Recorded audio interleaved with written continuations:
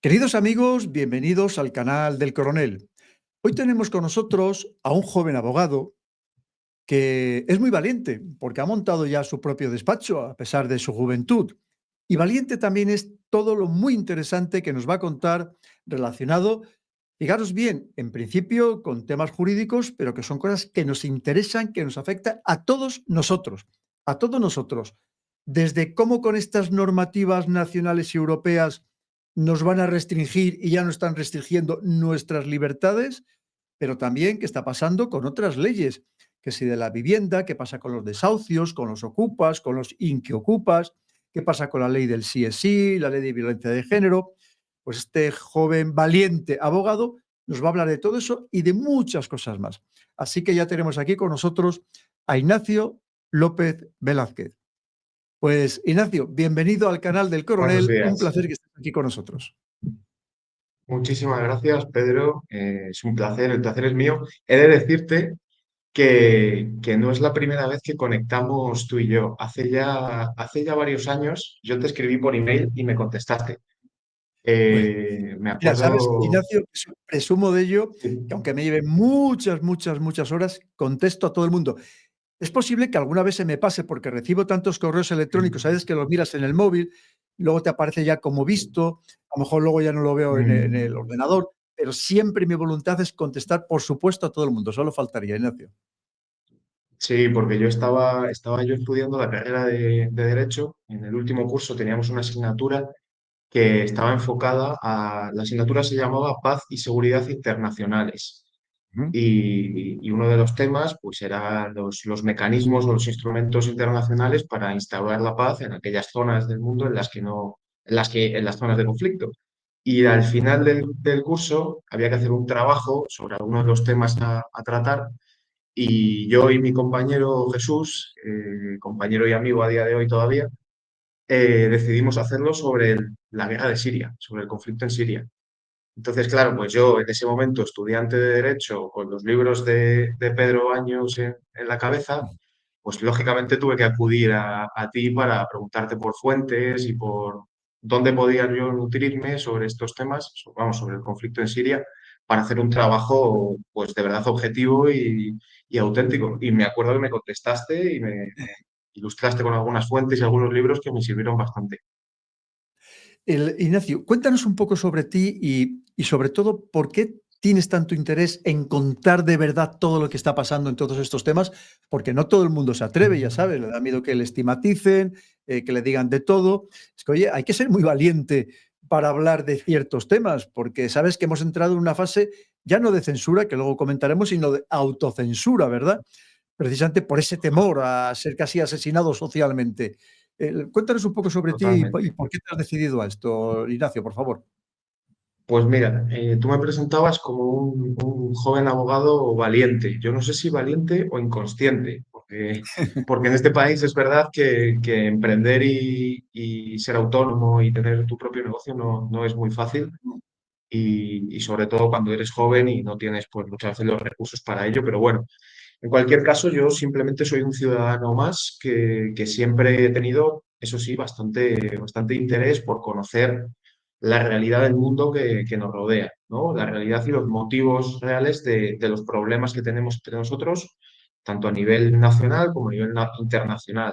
La realidad y los motivos de los conflictos que hay en el mundo, de las crisis sanitarias, económicas, políticas, Ujú. y de intentar entender los motivos y los porqués reales, o por lo menos acercarme a ello y alejarme de las versiones oficiales o de lo que nos cuentan en los grandes medios de comunicación, que muchas veces, o la gran mayoría de veces, pues no nos cuentan la verdad, simplemente nos cuentan lo que le interesa a quien los financia, que sus intereses, pues lógicamente no son los mismos que los nuestros. Entonces, bueno, pues en ese afán por acercarme un poco a la realidad del mundo que tenemos, eh, intenté acercarme más aún por medio del derecho, por medio de conocer la normativa,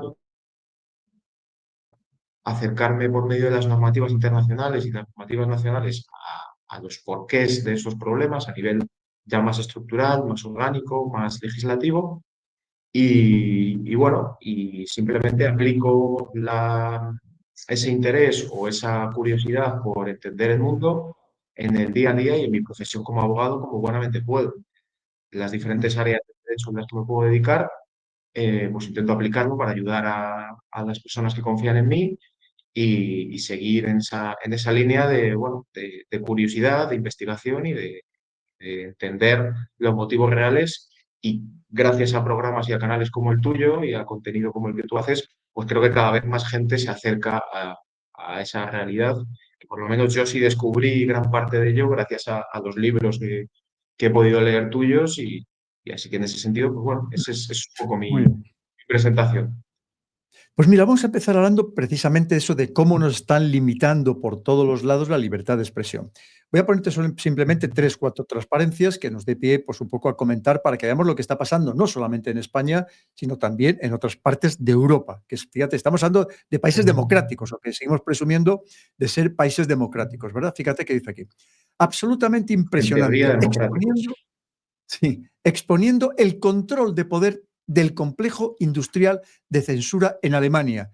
Y es algo verdaderamente espectacular, que fíjate, aquí viene el gráfico, de toda esta red que se dedica a censurar en las redes sociales y en las plataformas en Alemania. Espectacular. Sí. Pero fíjate, si hablamos de Emmanuel Macron en Francia, dice, anuncia, esto ha sido hace un par de días, que hará todo lo posible para establecer una etiqueta que permita distinguir a los medios considerados confiables de aquellos que difunden desinformación. Claro, el problema es lo mismo, ¿quién va a decir qué es desinformación y qué no? Pero mira, aquí nos dicen, la supervisión de las conversaciones por parte de la Unión Europea se aprobará sin debate. La Ley Europea sobre la monitorización de conversaciones en línea se aprobará a puerta cerrada. Una ley que pone en peligro la privacidad de los usuarios. Y aquí dice, nos explicaría cuáles son los verdaderos problemas en juego. Y finalmente, y esto es un medio alemán que dice, el control del chat, el chat control de la Unión Europea se va a pasar sin discusión. El control del chat de la Unión Europea debe adoptarse a puerta cerrada. La ley que pone en peligro la privacidad de los usuarios. Y esto nos lo dicen ni más ni menos que un medio alemán. Es decir, ¿en qué situación estamos, Ignacio? Fíjate que aquí exactamente igual, en España vemos al presidente del gobierno o a ministros diciendo, claro, que solo hay que ayudar a los medios confiables, no a los que difunden desinformación, a la máquina de fango, pero la propia Unión Europea, el otro día la Comisión Europea decía que iba a ayudar económicamente a medios independientes, con lo cual poco independientes van a ser una vez que les ayuden económicamente y que a todos los demás hay que silenciarles y las presiones que hay ahora mismo con la normativa europea que tú nos puedes explicar, precisamente para silenciar las redes sociales. Mira, a mí algo que no me había pasado nunca en LinkedIn y llevaré como 10 años, desde hace como 15 días o 3 semanas, cada vez de forma más habitual, me llega un correo electrónico de LinkedIn diciéndome que me ha retirado un contenido porque ha sido denunciado por delito de odio o por desinformación. Parece ser que ya tienen personas trabajando incluso dentro de LinkedIn también para anular lo que les interesa. Está pasando absolutamente en todas las plataformas. En Twitter ya es escandaloso porque aunque tengas muchos seguidores, cuando quieren no le dan ninguna difusión a lo que estás poniendo, con lo cual, ¿en qué situación estamos, Ignacio? ¿Esto verdaderamente corresponde con la legislación de un país verdaderamente democrático, de una Unión Europea verdaderamente democrática? Bueno, pues yo creo que estamos en un punto de inflexión, porque como bien dices, la censura a esa libertad de expresión, que recordemos es un derecho fundamental, recogido tanto en la Constitución española como en el Convenio Europeo de Derechos Humanos, la libertad de expresión forma parte del conjunto de derechos fundamentales que son los derechos especialmente protegidos por la legislación, en este caso española y europea. Son los derechos que tienen una protección prácticamente absoluta y solo se puede limitar con un juicio de proporcionalidad muy restringido y en casos muy concretos.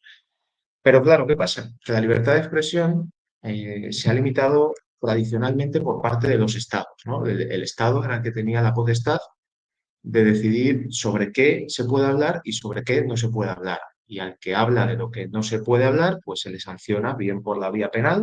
Por ejemplo, tenemos el delito de odio, comúnmente conocido como delito de odio, que básicamente pues, castiga cuando alguien incita al odio, a la violencia o a la discriminación contra determinados colectivos o personas por su raza, por su etnia. Delitos, hombre, en España hay varios delitos relacionados con la libertad de expresión, el delito de injurias a la corona, que es un delito muy residual en Europa, y en España pues, es un delito por el cual muchas personas han sido juzgadas y condenadas. Y luego la Unión Europea, el Tribunal Europeo de Derechos Humanos, ha tenido que rectificar a España en varias ocasiones por ello. Fíjate que se da una cuestión aquí importante, que es que la Unión Europea, en concreto el Tribunal Europeo de Derechos Humanos, eh, es mucho más favorable a la libertad de expresión que el propio Estado español. El Estado español es de los estados dentro de la Unión Europea que más limita la libertad de expresión y por parte de Europa nos hemos llevado varias collejas por haber restringido esa libertad de expresión. De los que más limitan la Entonces, libertad de expresión. De los sí, que más limitan la sí, sobre todo en ciertos temas, por ejemplo, lo que te comentaba, ¿no? Las injurias a la corona es un delito que sí que existe en otros países de Europa, pero es muy residual, prácticamente no se aplica o las condenas no son tan elevadas como puede ser en España. Eh, Delitos a lo mejor de enaltecimiento del terrorismo, que también pues a lo mejor muchas veces hemos visto casos en España de un chiste en Twitter, puede ser de mejor o peor gusto, un chiste, pero éticamente reprochable o moralmente reprochable, pero ya considerarlo delito y querer meter a una persona en prisión por eso, cuando vemos en el día a día que tenemos en España una situación por la que creo que lo último que deberíamos de preocuparnos es por un chiste en Twitter o por un comentario desafortunado, pero sí que España en ese sentido es bastante duro y ha sido corregido varias veces por el Tribunal Europeo de Derechos Humanos. Pero claro, lo que te comentaba, estamos en un punto de inflexión porque ya la censura no viene por parte del Estado, o no tanto. El Estado tiene estas limitaciones. El Tribunal Europeo de Derechos Humanos limita lo que puede censurar y lo que no. Pero claro, ahora ya la censura no viene por parte del Estado. Ahora la censura viene por parte de plataformas privadas. Plataformas privadas, como dices tú, por ejemplo, por parte de LinkedIn, por parte de Instagram, por parte de Facebook, que limitan sobre lo que se puede y lo que no se puede hablar, y eso lo limitan ellos a su antojo. Y ellos marcan la línea sobre lo que se puede hablar, sobre lo que no, y en función de eso, pues tienen una serie de medidas contra quien toca temas que parece que están prohibidos o que no conviene tocar. Y eso al final, pues detrás de todo eso, lógicamente, hay muchos intereses políticos, intereses económicos, intereses financieros, intereses sociales, culturales, líneas de pensamiento que se promueven y que marcan esta línea. Todo esto a nivel Claro, porque normativo viene fíjate, Ignacio, respaldado. a mí, por ejemplo, Sí, en TikTok me tienen abrazado completamente. Cada vez que subo algo me dice que esto no es adecuado para darle visibilidad o incumple las normas de la plataforma. Claro, porque sí, además esto has hablado de intereses políticos, económicos, pero también hay intereses geopolíticos. Nos hemos enterado de que por hay supuesto. países que pagan, porque al final esto es un negocio, son plataformas que son una empresa, es un negocio, y que pagan para silenciar, que no aparezca su país mencionado o su religión o lo que sea. Y claro, es que entonces, y además la propia Unión Europea que obliga a estas plataformas a que ciertas palabras o ciertos contenidos, también con ese cajón desastre maravilloso que se han inventado de contenido inadecuado, delito de odio, que es otro tema también tremendo, o desinformación, pues prácticamente pueden prohibir lo que les dé la gana, ¿verdad, Ignacio? Exactamente, justo hacia ahí iba, porque claro, tú comentas que la Unión Europea obliga a estas plataformas a silenciar determinado contenido que pueda considerarse sensible, que incita a la violencia, delicado, inadecuado.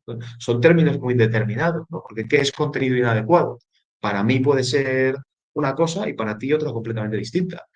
Entonces es al final completamente arbitrario, completamente indeterminado y efectivamente las plataformas están obligadas. En España tenemos la Ley de Servicios Digitales, que no es más que la implementación de normativa europea que obliga a las plataformas que operan en nuestro país a, bueno, sí, precisamente a eso, a restringir el contenido que se publica en su plataforma, a limitarlo, a analizar contenido sensible y a, bueno, pues a ocultar o a silenciar a personas o a perfiles que tocan con temas o contenidos que consideran que es inadecuado. Y es lo mismo, al final, ¿qué se considera contenido inadecuado?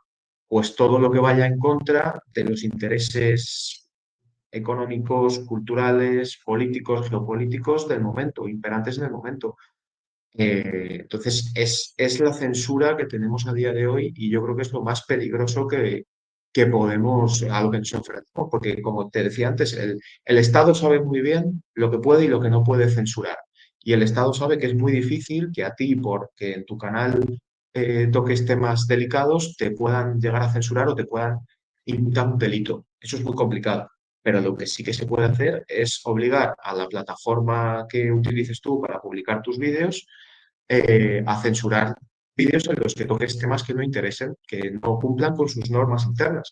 Y al final eso es lícito, porque es como si yo decido abrir un bar en Madrid y digo que en mi bar no se puede hablar de fútbol. No es ilegal, yo puedo poner esa norma en mi bar. Y el que quiera venir, viene y cumple la norma y el que no, pues se va y ya está. Pues esto al final las plataformas lo pueden hacer igual. No es que en mi plataforma no se puede hablar de este tema, pues no hablas de este tema. Y al final, si todas las plataformas que utiliza todo el mundo silencian los mismos temas, pues la información que llega al 99% de la población va en la misma línea. Y es una versión oficial, una versión única, y el que se salga de ahí, pues es un apestado y prácticamente es que ni se le conoce ni tiene visibilidad, porque para bien o para mal, a día de hoy todo el mundo utiliza las plataformas digitales, o sea y muchas veces para nutrirse de información, porque ya los medios de comunicación tradicionales, sobre todo en la gente joven, cada vez se utilizan menos y la gente joven se informa por medio de Twitter, por medio de TikTok, por medio de, bueno, de las plataformas digitales en general. Y ese es el principal peligro que tenemos a día de hoy, la desinformación y, bueno, mejor dicho, la búsqueda de prohibir la desinformación, porque claro, ¿qué se considera desinformación? No, esa es la cuestión. ¿Quién lo decide y dónde pone la barra, dónde pone el límite? Y fíjate que aquí ahora Eso sabemos es. que aquí en España se está haciendo, en Moncloa, este departamento de lucha contra la desinformación, que al final se puede convertir simplemente de lucha contra narrativa política que no coincida con la del gobierno. Porque con la disculpa de Exactamente. no, es que esto es para luchar solamente internacionalmente, pero tú ya sabes lo que pasa con esas cosas, que al final termina diciendo, mira, sí, pero lo que me preocupa a mí es lo que estén hablando de mí y vamos a ver cómo lo silenciamos, ¿no? Con lo cual esto es terrible, Ignacio. Y lo vemos, además es que yo creo que es algo que cada vez es más evidente, o sea, no creo que estemos hablando de algo que sea una cosa de dos conspiranoicos hablando aquí en una conversación privada, es que es algo evidente, o sea, a día de hoy tenemos en España periodistas a los cuales se silencia de manera oficial por parte del gobierno de España, se silencia a periodistas que hacen preguntas incómodas. Y ese periodista te puede caer mejor o peor, te puede gustar más o menos, te puede parecer más respetuoso o menos, lo que sea. Pero no deja de ser un periodista que está en igualdad de condiciones que el resto de periodistas que están en la misma sala de prensa y que tiene el mismo derecho a formular preguntas, pero vemos cómo, por parte de, en este caso, de miembros del gobierno, pues se trata de silenciar a estas personas para que no molesten. Y eso se hace de manera oficializada y de manera evidente. O sea, creo que no hay nada que pueda desmentir lo que estamos diciendo. Y apuntabas antes a un tema que creo que es especialmente relevante y creo que es muy grave, que es lo de chat control. Lo de chat control me parece que aquí también podemos tener un punto de inflexión bueno, que hay que tener mucho cuidado. Yo no sé si te parece bien, explicamos un poco, me imagino que Es muy de que importante explicarlo, Ignacio, para que nuestros queridos seguidores sepan que es que significa que pueden acceder a todo lo que tú hagas con el móvil, a todos los mensajes que mandes, de todo tipo, en cualquier plataforma, con lo cual Es que, ¿dónde está? Ya es Exactamente. que dentro de poco se van a meter también hasta en la libertad de pensamiento, que es ya lo que nos queda, ¿no? O sea, es que no vamos a poder ni mandar un mensaje a nuestra pareja, a nuestros hijos, a nuestros hermanos, ni Claro, siquiera las cosas más íntimas, ¿no? Porque alguien lo va a saber y va, además lo va a saber y te va a castigar por lo que estás enviando, que es que ya es el colmo de los colmos. Cuando es algo, al final, es comunicación privada, que suponía que hasta ahora exactamente. Ese es las comunicaciones ese eran es el problema. sagradas, ¿no? Eran inviolables, Ignacio. Claro, es que al final, lo que te decía, ya no se trata de una cosa de dos conspiranoicos, es que es algo oficial ya, o sea, ya se está tratando de implementar y hasta la fecha no se ha implementado, pero se terminará implementando seguro. De momento hay varios países que han bloqueado esa implementación, pero terminará saliendo de una manera u otra y lo que se está tratando de hacer, para que quien no lo sepa, el chat control básicamente significa un escaneo generalizado de todas las conversaciones privadas que tengan los ciudadanos por medio de plataformas digitales, como puede ser por WhatsApp, puede ser por Instagram, por Facebook, por cualquier medio de comunicación digital, pues todo va a ser escaneado, todo va a ser analizado por una inteligencia artificial que va a clasificar contenido correcto o contenido incorrecto. ¿Cuál es la justificación de todo esto? Bueno, pues de momento, claro, nos lo han pintado como una justificación muy bonita o muy loable, ¿no? Que es prevenir el acoso, el abuso sexual infantil, ¿no? Yo creo que han buscado el motivo perfecto sobre el cual todos podemos estar de acuerdo, porque prácticamente todo el Claro. mundo o todo el mundo normal y corriente pues estaría a favor y estamos a favor de que se persiga el abuso sexual infantil. Entonces han buscado justo el motivo perfecto en el cual todos estamos de acuerdo para meternos un caballo de Troya que bueno, pues veremos cómo termina, ¿no? Porque al final, claro, este es el primer paso. Cuando hayamos normalizado el escaneo de nuestras conversaciones, el que haya instituciones privadas que analizan nuestras conversaciones, que sacan toda la información posible de estas informaciones, todos los datos, y que valoran si somos responsables de algún tipo de delito en este sentido o no, pues cuando lo hayamos normalizado, ¿quién nos dice que no lo implementarán también para otro tipo de conductas ilícitas? Por ejemplo, como puede ser el fraude fiscal, ¿no? Y que en el momento en el que tú envías un mensaje a tu primo diciéndole que se te ha olvidado declarar una factura, pues ellos van a escanear esa conversación y van a tener ya la autoinculpación de una posible infracción administrativa a nivel fiscal. Entonces, creo que es muy peligroso, es realmente orwelliano. O sea, si te paras a pensarlo, es que es absolutamente orwelliano, es la distopía absoluta que hasta el momento teníamos como una ficción y ya es una realidad. Pues fíjate, Ignacio, que probablemente mientras estamos nosotros hablando, se esté aprobando por la puerta de atrás, efectivamente, porque hubo una serie de países, muy pocos, que se opusieron, como tú has dicho, a que se hiciera de manera transparente y por el procedimiento ordinario.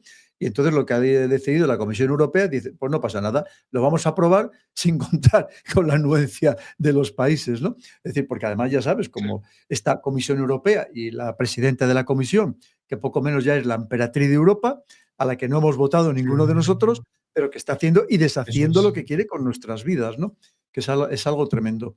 Sí, a ver, lo tenemos muy Sí complicado. es. Mira, si quieres, pasamos a otro tema, que luego sí que podemos seguir hablando también de esto, lo de la ley de la vivienda. Porque hay quien, bueno, cuando tú y yo comento esto en otros países, la gente dice, esto es imposible. Vamos a ver, esto no puede pasar en ninguna parte del mundo, que alguien entre en tu domicilio, inviolable, sagrado, donde tienes todas tus cosas, tus pertenencias, tus recuerdos, alguien entre en tu domicilio, no le puedas echar, que encima tienes que seguir pagando todos los gastos, encima ni se te ocurra amenazarle, porque resulta que el que puedes ir a prisión eres tú y no el que ha ocupado tu vivienda. O sea, esto es algo demencial, y bien sea ocupado de patada en la puerta o bien inquiocupado desde el inquilino que te paga 2 o 3 meses y luego ya te deja de pagar porque no quiere. Y muchas veces, a lo mejor tú se lo has alquilado a una persona, pero esa persona al día siguiente trae a familiares y con niños pequeños, menores de edad, y ya se consideran vulnerables y eso ya no les puedes echar, vamos, de ninguna de las maneras. Yo te puedo contar muchos casos de que recientemente me han comentado, por ejemplo, un amigo que su abuela la ingresan en un hospital, ya muy mayor, prácticamente pues ya eso, muy grave, y entonces alguien del vecindario se entera y ocupan su casa. y les ocupan su casa, no hay manera de echarles, tiene que contratar a un abogado y al final el abogado pacta con los ocupas pagarles 5.000 euros para que se vayan. Y cuando se van encima los ocupas le dicen, oye, y habéis tenido suerte que no os hemos destrozado la casa como hacen otros. Es decir, ¿sabes que esto todo, le decía esto orwelliano, es que esto ya sobrepasa hasta lo orwelliano. Esto es absolutamente Sí. kafkiano ya, surrealista totalmente, Ignacio. ¿Qué está pasando con todo este tema de verdad? Porque una cosa es efectivamente de proteger en los desahucios, de estos fondos buitre, lo que tú quieras, a personas que de verdad lo necesiten. Bien, pero otra cosa ya, que además sabemos que hay mafias que se dedican a este tipo de cosas, que a su vez realquilan la vivienda que han ocupado con K, pero no solamente eso, sino que también pisos donde luego aprovechan para inscribir o empadronarse decenas o cientos de personas para cobrar ayudas. Es decir, es que todo parece como una auténtica locura, Ignacio. Sí, es una distopía. Yo, claro, tú me dices que me puedes contar casos de gente que conoces. Yo te puedo contar, te aseguro, muchos casos porque es que Estoy seguro. es una realidad que sufrimos los abogados que nos dedicamos a este tipo de procedimientos.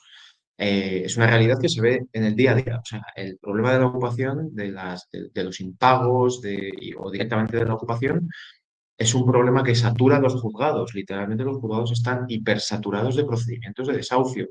Hay que distinguir Perdóname, Ignacio, eso la significa que hay realidad. muchos casos. Sí, Porque, claro, tú si le preguntas al gobierno, dice, no, no, estos son casos contados, se exagera por parte de la extrema derecha. No, tú me estás diciendo que hay muchos casos, ¿no? Que no son 4 casos, ni mucho menos, que hay muchísimos, ¿verdad? aquí hay que aclarar varios puntos. Lo primero es la diferencia entre una ocupación y un inquilino que no te paga, ¿vale? Que no es lo mismo, porque claro, los políticos, el poder del Estado, se encarga de decirnos que, claro, no hay casos en España no ha subido el número de ocupaciones. Bueno, eso es discutible. Lo que desde luego sí ha subido es el caso de inquilinos que no te pagan, que te firman el contrato de alquiler, pero luego no te pagan ni siquiera el primer mes y se pueden tirar en la vivienda años hasta que consigues echarles. Y luego está la ocupación real, ¿no? Que es lo que me comentabas tú, que es cuando tú te vas unos días de vacaciones o te ingresan en el hospital y cuando vuelves resulta que alguien ha entrado en tu casa, ha forzado la puerta, la cerradura y se te ha metido en tu casa. Eso es un delito de allanamiento de morada. Lo que dice la ley, hablo a nivel objetivo, luego la realidad, ya ahora te explicaré que es otra. Lo que dice la ley es que en caso de allanamiento de morada, la policía puede entrar por la fuerza en la vivienda, sacar a estas personas y devolverte la posesión de tu propiedad. ¿Qué sucede en la práctica? Bueno, pues como bien apuntabas antes, detrás de todo esto hay mafias que saben muy bien cómo tienen que hacer las cosas y que saben lo que tienen que hacer para que cuando llega la policía a la puerta, la policía, el policía de turno que se encuentre con la situación, pues no pueda actuar o tenga dudas si efectivamente esta persona tiene un contrato o no. Bueno, pues hay diferentes maneras que utiliza esta gente, sobre todo estas mafias, para alargar el procedimiento, porque ellos saben que más pronto o más tarde de la vivienda se van a tener que ir. Lo que les interesa es alargarlo lo máximo posible. Entonces, ¿qué sucede? Que casos de ocupación como tal, yo sinceramente, yo hablo de mi percepción como abogado y de lo que me cuentan muchos clientes.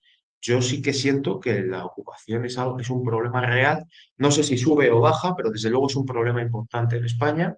Lo que pasa es que mucha gente no denuncia. Mucha gente no denuncia porque sabe que si denuncia le espera un procedimiento judicial de años hasta que consiga recuperar su propiedad. Y mucha gente lo que hace es tomarse la justicia por su mano y buscar métodos extrajudiciales de recuperar su posesión, la posesión de su vivienda. ¿Correcto o no? Bueno, hay que verse en la posición de una persona que de repente le privan de la propiedad de su casa, de la posesión de su casa, y bueno, pues le tienes encima de la mesa dos opciones. Y esto juega en contra de mi profesión como abogado, pero es que es una realidad. O contratas a un abogado para iniciar un procedimiento que puede llevarte años, o te encargas de contratar a una empresa que se encargue de desocupar tu vivienda.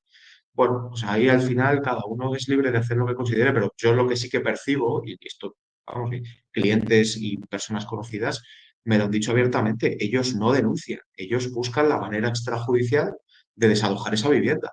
Y ya está, y yo lo entiendo, me parece algo comprensible porque si no, lo que te espera es un sistema judicial hipersaturado que no te resuelve el problema. Es que no te resuelve el problema, porque claro, yo te hablo de que un procedimiento de desahucio estándar, ¿vale? Procedimiento de desahucio estándar, de desahucio por impago, por ejemplo, un inquilino que te deja de pagar. Pues estamos hablando de un procedimiento que como mínimo, por lo menos en Madrid, te puedes tirar 1 año y medio de procedimiento judicial hasta que tienes una sentencia, que luego el inquilino puede no irse o puede, lo que comentabas antes, alegar una situación de vulnerabilidad, si hay niños pequeños, si hay personas con una situación de discapacidad o de desempleo, y esto se puede alargar, pues bueno, hay casos que se tiran 5, 6, 7 años hasta que consiguen desalojar la vivienda. Es completamente inoperante. Entonces, yo sí que creo que es un problema fundamental, un problema muy importante en España, tanto el tema de la ocupación como tal, lo que te comentaba de entrar en una propiedad ajena, en la vivienda de otra persona, por la fuerza y ocuparla, porque estas mafias saben cómo tienen que hacerlo para impedir que la policía entre por la fuerza y les desaloje. Y luego otro problema que sí que creo que es mucho más evidente, que es el tema de los inquilinos que, no, que dejan de pagar, porque al final la ley premia esa situación. O sea, al final es muy difícil desalojar a un inquilino que te deja de pagar en un plazo razonable de tiempo. Al final, más pronto o más tarde, terminará desalojando la vivienda, pero desde luego que va a llevar mucho tiempo y mucho desgaste a nivel psicológico, mucho desgaste a nivel Ujú. emocional y a nivel económico, claro, porque un procedimiento judicial pues conlleva desgaste económico. Por eso mucha gente decide, lo que me comentabas tú, llegar a un acuerdo con el inquilino, te pago 3.000 o 5.000 euros o lo que sea y me devuelves la vivienda. Y en muchos casos, lo que tú comentabas al principio, yo lo he visto también, que te devuelven la vivienda en un estado pues, completamente destrozada. Te destrozan la casa y bueno, pues así funciona. Y desde luego que luego hay que escuchar discursos políticos o discursos televisivos, ¿no? De tertulianos que te dicen que esto es un bulo de la extrema derecha y que en España estos problemas no existen. Bueno, pues creo que lógicamente no se enfrentan a la realidad de lo que se ve en los juzgados pues constantemente. Fíjate, Ignacio, el otro día precisamente en una tertulia de estas, pues una persona, bueno, un hombre que siempre hace un poco de ese papel, salieron un matrimonio que diciendo, explicando esa inquiocupación que estaban ellos sufriendo, y este hombre les dijo que ni se les ocurriera emplear esa expresión porque estaban estigmatizando a esas personas. O sea, para que tú veas, y lo mismo, diciendo que además eso es algo totalmente anecdótico en España, ¿no?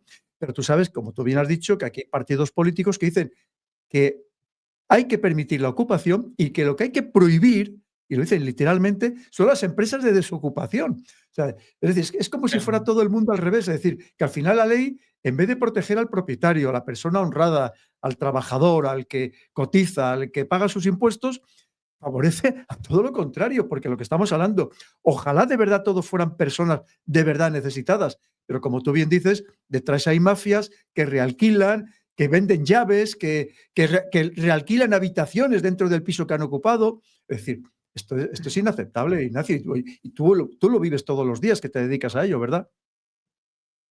Esto al final hay que diferenciar muy bien lo que tú apuntabas al principio. No es lo mismo a nivel legal y a nivel ético. Por lo menos, claro, cada uno tiene su ética, pero yo por lo menos hablo de mí. No es lo mismo ocupar una vivienda de una persona trabajadora que tiene su vivienda que le ha costado años de trabajo o una segunda residencia en la playa para ir de vacaciones con su familia que ocupar O no, una de Ignacio, o las para miles tenerlo el de día de mañana viviendas.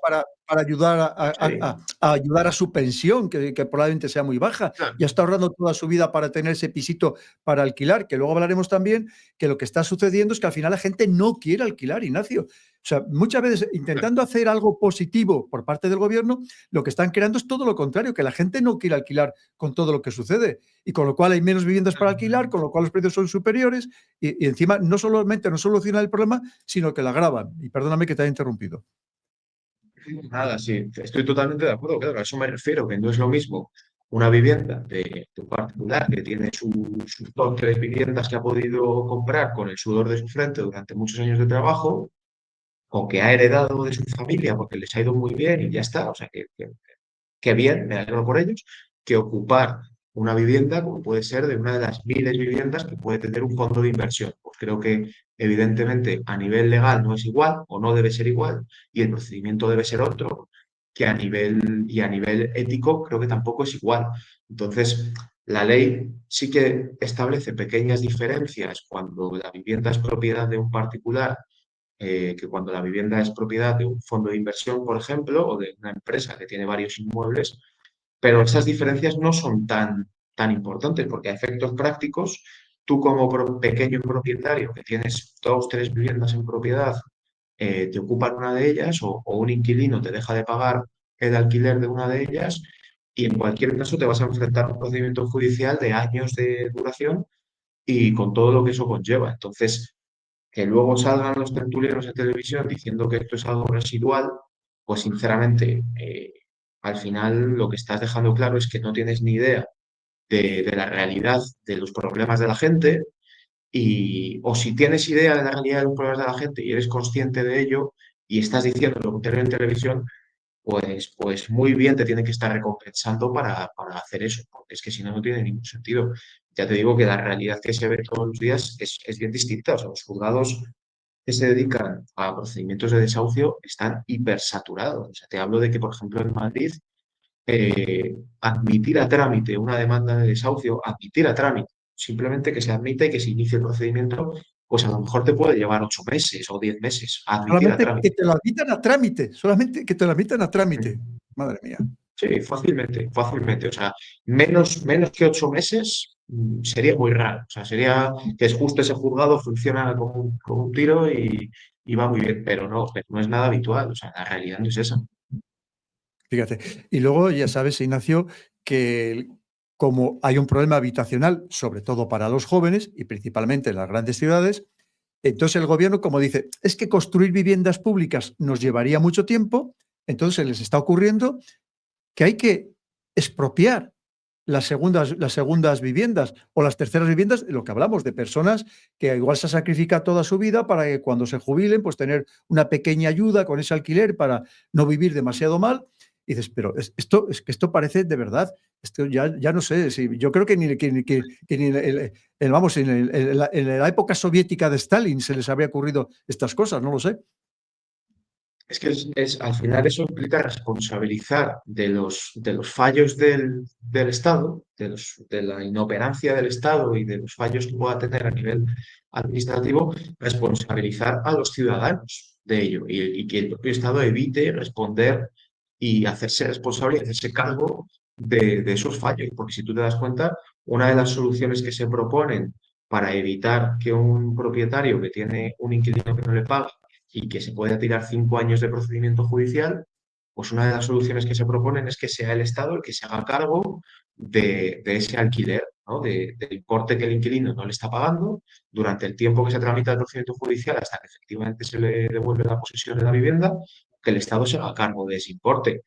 Y ya se han establecido algunos mecanismos legales en este sentido, compensaciones a los propietarios y demás, pero la realidad es que eso no llega. O sea, ningún propietario recibe ningún tipo de compensación por nada, el Estado no se hace cargo de absolutamente nada y al final es el ciudadano el que tiene que soportar las consecuencias de la mala gestión. Si el Estado no es capaz de garantizar una vivienda digna para personas que la necesitan o para personas que a lo mejor se encuentran en una situación de vulnerabilidad económica, y que la ley establece que tienen que ser las administraciones públicas las que se hagan cargo de esta situación, que solucionen este problema, pero como el Estado llega a un punto que es absolutamente inoperante, la consecuencia la sufre el propietario de esa vivienda, que es el que tiene que aguantar años de procedimiento judicial y luego nadie le compensa por eso. Y luego, si quieres, inicias un procedimiento de responsabilidad del Estado a ver si alguien te contesta en algún momento, a ver si tienes suerte, porque yo desde luego no conozco a nadie. Entonces, es realmente terrible y bueno, pues es una muestra más de la inoperancia del Estado y de la mala gestión que está teniendo, que estamos viviendo en este país. No creo que sea un problema únicamente de este gobierno, porque el problema de la ocupación ya existía antes.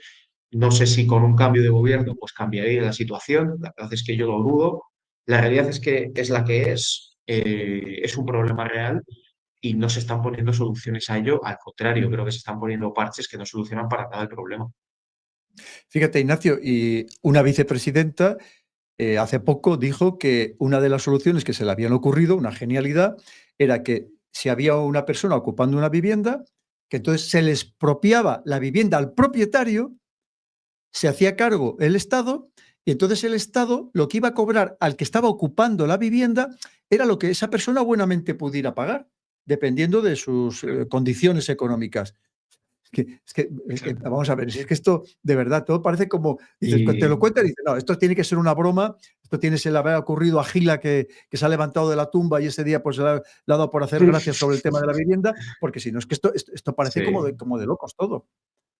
Bueno, es que a veces cuando escuchas las declaraciones de este tipo de personas, parece que estás en el Día de los Inocentes constantemente, o sea, todos los días, ¿no? Porque suena a broma, suena a broma. Yo, sinceramente, no sé a quién podría beneficiar eso. Desde luego, el único que podría salir beneficiado es el inquilino que no te paga, ¿no? Porque El, ni el propietario o el sale ocupa. beneficiado. Claro, y el propio Estado, que es el que expropia la vivienda y al final, pues, se adueña de una propiedad más, pero no sale beneficiado el ciudadano normal y corriente, que es el que al final creo que es al que hay que proteger en general, ¿no? Al ciudadano que trabaja, que paga sus impuestos, que se levanta todos los días para acudir a su trabajo, para levantar la persiana de su negocio y parece que todos son impedimentos y todos son trabas para esas personas y al contrario, pues para el que no cumple con sus obligaciones, el que no tiene un comportamiento correcto, el que no mantiene una actitud cívica, pues es que no hay consecuencias, no hay consecuencias. Tremendo. Mira, hay otro tema que a mí me preocupa mucho, que tú también sé que lo quieres abordar, que es todo el tema del consumo de drogas. Da la sensación como que hay una Mm. permisividad, primero la permisividad de que entren las drogas dentro de España, lo estamos viendo, el tema del estrecho, ¿verdad? Con todo lo que está pasando ahí, no se le está dando el apoyo suficiente ni a la policía ni a la Guardia Civil, ni mucho menos. Incluso se han retirado unidades que se dedicaban a controlar precisamente la llegada de las drogas. Por otro lado, parece que hay una corriente, que no solamente es en España, para legalizar muchas de las drogas que hoy son ilegales. ¿Tú cómo ves ese tema de las drogas? Porque a mí es algo que me preocupa mucho, porque quizá como vamos a un mundo en el que vamos a sobrar muchos o no va a haber trabajo para todos, oye, pues a lo mejor lo que quieren es que estemos todos todo el día drogados, tumbados en la cama, no lo sé. ¿Cómo lo ves tú, Ignacio? Como más, tú como joven que te Claro. rodeas de otros ambientes diferentes a los míos. Bueno, cada vez menos joven, pero bueno, poco a poco. Hombre, Eh, fíjate, yo tengo hijos muchísimo más mayores que tú, 10 años más mayores que tú, así que ya, fíjate si eres joven. Para mí eres ya, jovencísimo. ya, ya. Pues a ver, aquí al final, claro, hay dos puntos de vista. Está el punto de vista objetivo, en el sentido legal, ¿no? Lo que dice la ley, y luego está lo que vemos en el día a día, pues en la realidad. Lo que dice la ley es que efectivamente pues el tráfico de drogas es un delito penal, se persigue el tráfico, el consumo, el autoconsumo no es delito, es infracción administrativa, te pueden poner una multa, pero no te pueden condenar por un delito penal por consumo propio, ¿no? Hay, hay mecanismos para diferenciar cuándo se considera consumo propio, cuándo se considera tráfico, ¿no? Porque no es lo mismo si a ti te coge la policía por la calle con una pequeña cantidad de droga, pues se entiende que es para consumo propio. Si te cogen con una cantidad bastante grande, por mucho que tú digas que es para consumo propio, pues es un indicio de que estás traficando, ¿no? Hay otros indicios, por ejemplo, lógicamente si te encuentran con mucho dinero en efectivo, con pequeñas bolsas, con la cantidad de droga repartida en pequeñas bolsas diferentes, hay una serie de indicios que delimitan cuándo se puede considerar delito y cuándo no.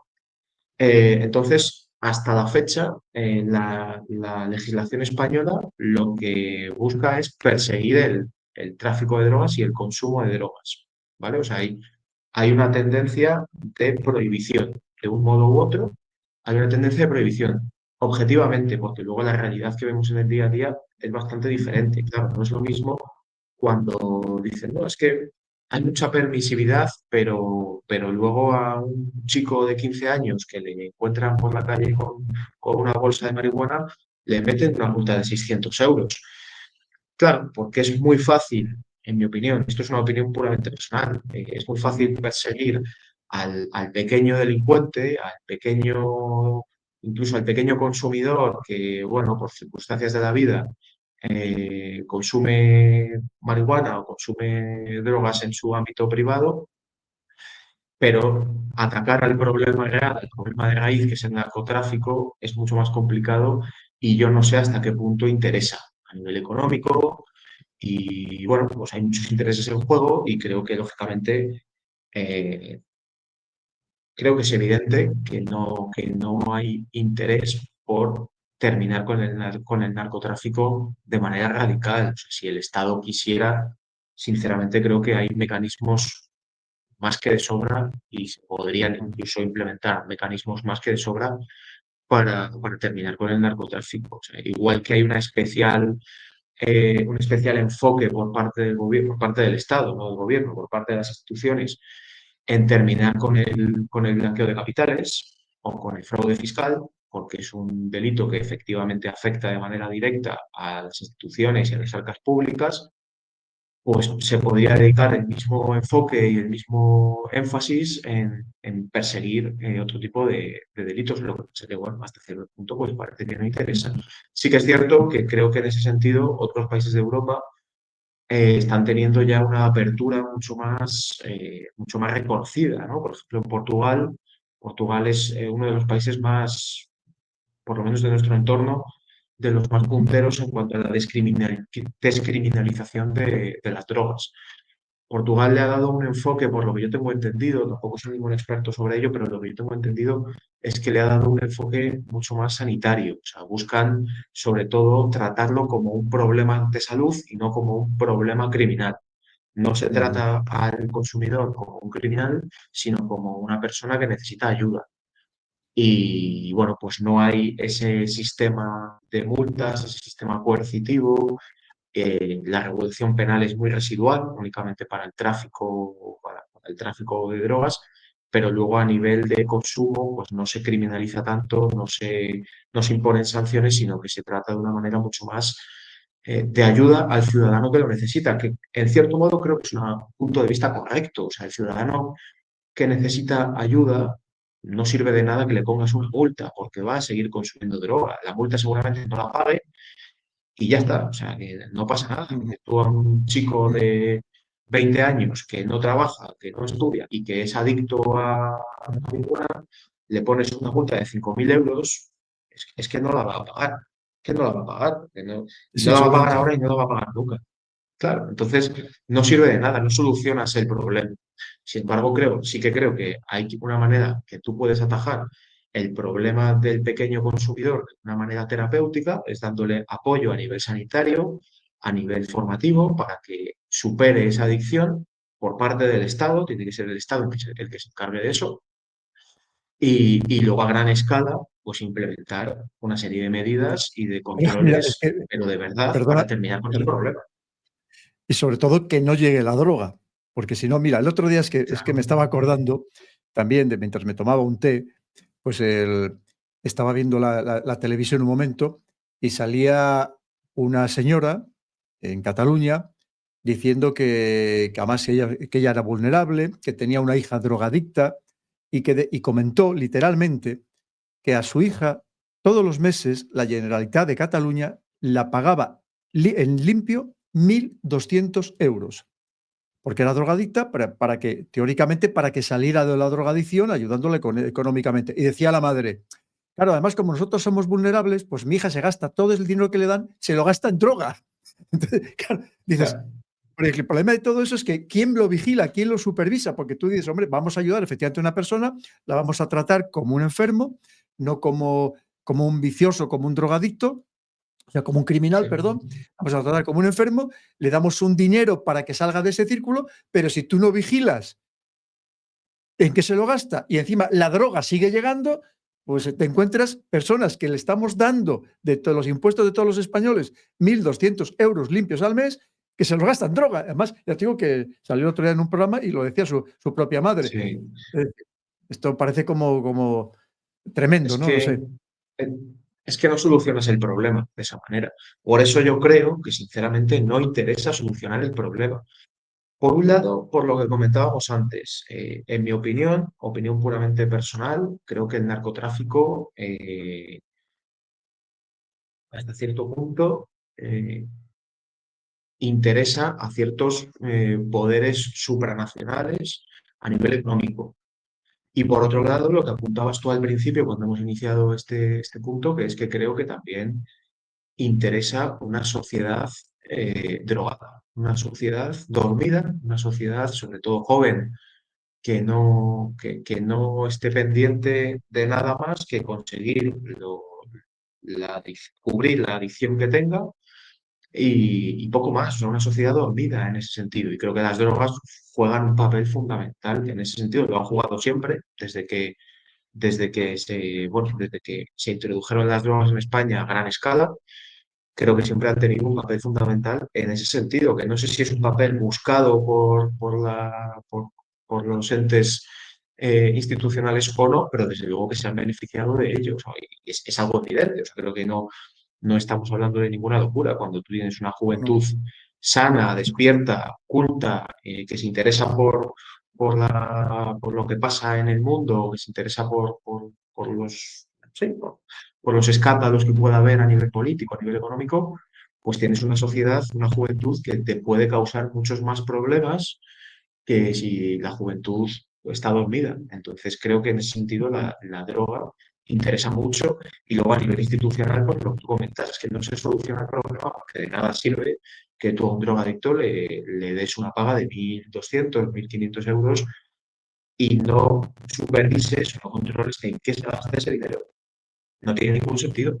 Entonces, Claro. mecanismos para articularlo esto de una manera más correcta. Hombre, yo creo que no hay que ser tampoco muy experto para pensar que desde luego las cosas no se están haciendo bien eh, porque desde luego esta medida no soluciona el problema, lo que tú me comentas, pagar a una persona un dinero para que se lo gaste en lo que quiera, y a lo mejor pues es cuestión más de ofrecerle apoyo en otro sentido, ¿no? Ofrecerle pues un lugar estable donde pueda residir alejado de todo ese tipo de sustancias, apoyo a nivel psicológico, a nivel emocional, apoyo económico pero de otra manera, ¿no? Pues pagándole a lo mejor a los familiares para que le apoyen, le proporcionen un sustento de alimento, que no le falte de nada a esa persona, pero siempre supervisado y desde luego la medida Claro. de entregar así un dinero sin más para que esta persona lo administre a su manera, pues lógicamente se lo va a gastar en lo que se lo va a gastar. Es que creo que no hace falta ser muy inteligente para entenderlo.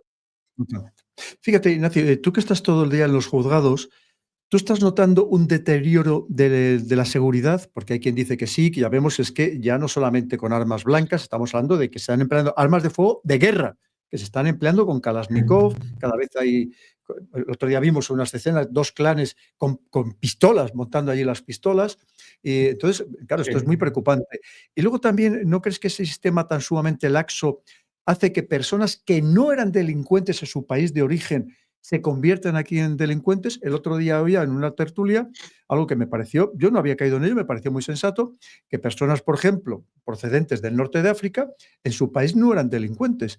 Y cuando vienen aquí, por una serie de circunstancias, también es cierto, que habría muchísimas que analizar, pues como ven que no es que no pase nada, pero que no pasa mucho por delinquir, que puedes tener, hay personas con un centenar de antecedentes penales que siguen en la calle, pues que en cierto modo se vuelcan en esta criminalidad, quizá porque a lo mejor tampoco tiene otras opciones, no lo sé, pero claro, es que esto tú lo ves, lo observas por un lado esa laxitud de nuestras leyes y por otro lado el que efectivamente se está incrementando la inseguridad, que a lo mejor creciendo precisamente por las denuncias en los juzgados de personas pues, que son con hurtos, con robos con violencia, en fin, con atracos, con eso, entradas en domicilios, a robarles, incluso ya estando incluso los propios habitantes dentro del domicilio, porque el otro día oía, no sé si esto es verdad o no, porque como ya no sabes, que ahora, por ejemplo, si te entran en tu domicilio, si te dice el que viene a robar que no va a hacerte daño, que solo va a llevarse bienes materiales, lo que te dice el gobierno es que tú te encierres en una habitación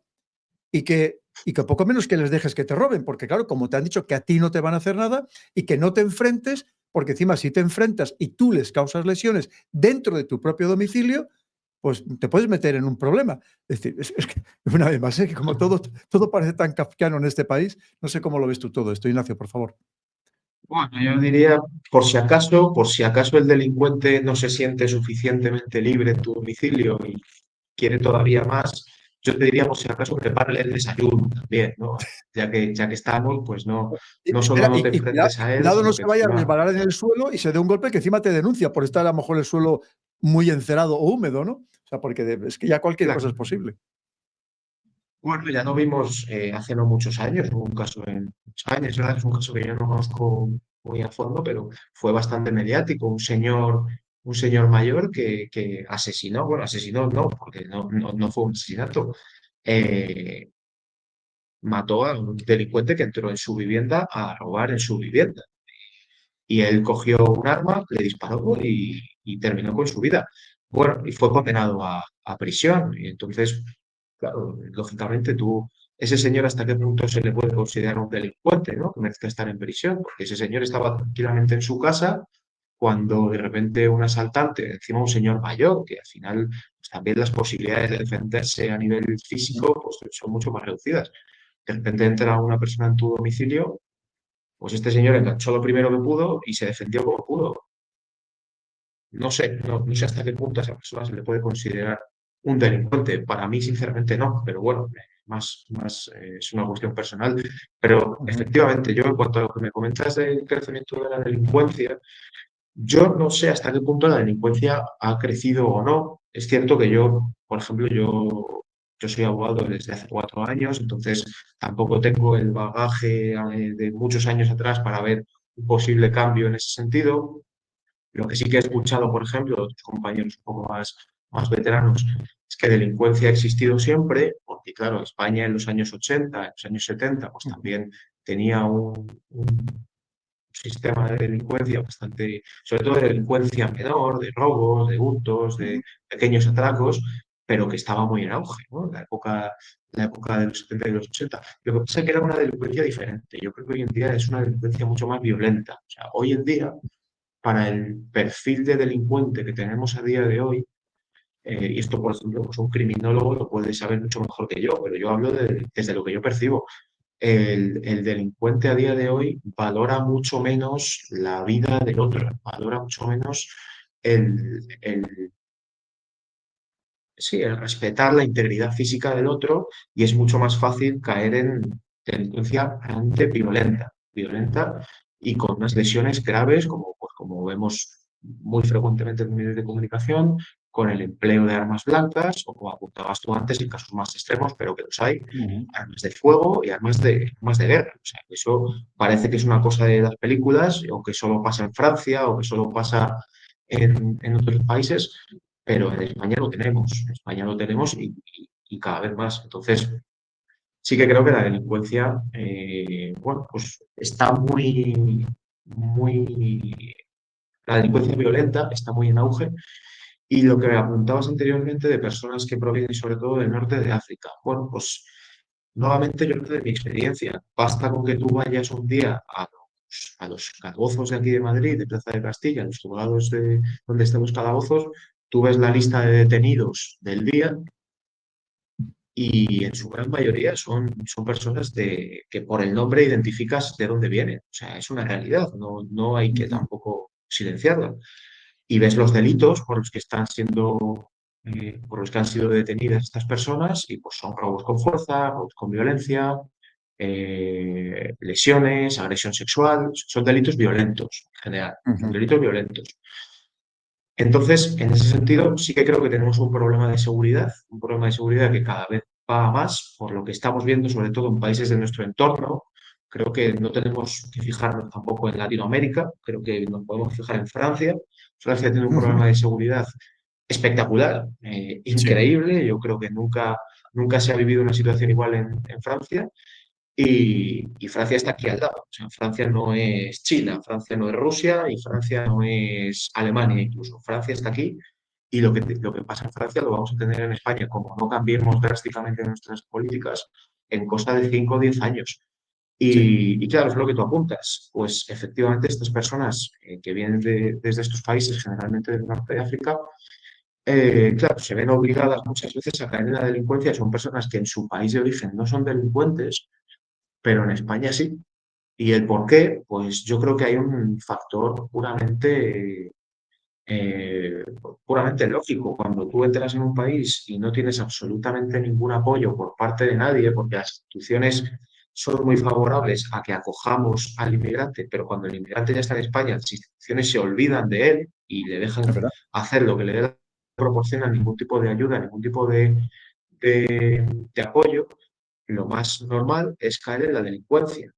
Ojo, como haría yo mismo. O sea, si yo me veo Sí, en sí, otro sí. país en el que no tengo absolutamente nada y tengo un hijo que está pasando hambre, tengo una mujer en casa que necesita, que necesita comer o que necesito pagar la luz o que necesito lo que sea, pues yo sería el primero que cometería delitos. Lógicamente, intentaría que no fueran delitos violentos, pero creo que Ujú, al final entras en una dinámica de delincuencia en la que parece que todo vale porque no hay consecuencias, porque al delincuente le detienen, pasa un día o dos en el calabozo, le sueltan y ya está, porque ya no vuelve a tener consecuencias penales, porque seguramente le van a iniciar un procedimiento judicial del cual él ni se entera, porque no le van a notificar o porque simplemente le da igual y se desentiende de cualquier notificación, pues al final entras en una dinámica de delincuencia que te lleva a esa situación. Y yo, insisto, creo que también es cierto que hay que reconocer que son culturas muy diferentes a la nuestra. ujú. La cultura de este tipo de personas que vienen generalmente del norte de África es una cultura muy diferente a la nuestra y en muchas cosas y muchos puntos es una cultura opuesta a la nuestra. No es que solo sea diferente, sino que es opuesta. Y esto genera tensiones evidentes y Ujú. genera guetos, porque es gente que no se integra en nuestra cultura, tampoco las instituciones hacen nada para que se integren, y esto genera guetos, genera inseguridad y genera que al final ellos pues tienen una sensación de impunidad porque las instituciones españolas no son capaces de responder a esta situación. Entonces, sí, desde luego creo que la delincuencia está bastante generalizada, no sé si más o menos que antes, pero desde luego la delincuencia violenta sí, y la Ujú. delincuencia que proviene de personas que provienen de esta parte del norte de África es una delincuencia generalmente mucho más, mucho más violenta de lo que en España estábamos acostumbrados. Y bueno, responde, como decías antes, pues a muchos motivos geopolíticos también, económicos, Ujú. que desde luego a mí se me escapan, pero que hay que tener en cuenta, pero que la gente necesita soluciones. O sea, lo que no es normal es que una persona no pueda salir a la calle con un reloj que le ha regalado su abuela por miedo a que se lo piden. Eso no es normal. Y eso en España ha pasado en mayor o menor medida siempre, por lo menos en los últimos años, pero desde luego a día de hoy yo creo que sí que se está incrementando y la sensación de inseguridad es bastante palpable. Es verdad. Fíjate lo que hablábamos, Ignacio, antes te podían robar el radiocasé del coche, en los años, Sí, finales de los 70 o en los años 80, ¿no? Que a mí me lo robaron alguna vez. claro. Pero claro, otra cosa diferente es que te entren en tu propio domicilio cuando estás tú dentro y encima con esa impunidad o con esa sensación que tienen ellos de impunidad. Porque esto lo podemos relacionar con todo el tema de la inmigración ilegal. Mira, claro, aquí también hay un sistema muy perverso, yo no sé cómo tú cómo lo verás o cómo lo vives tú todos los días, Ignacio, porque una persona que viene ilegal, pero resulta que se puede empadronar.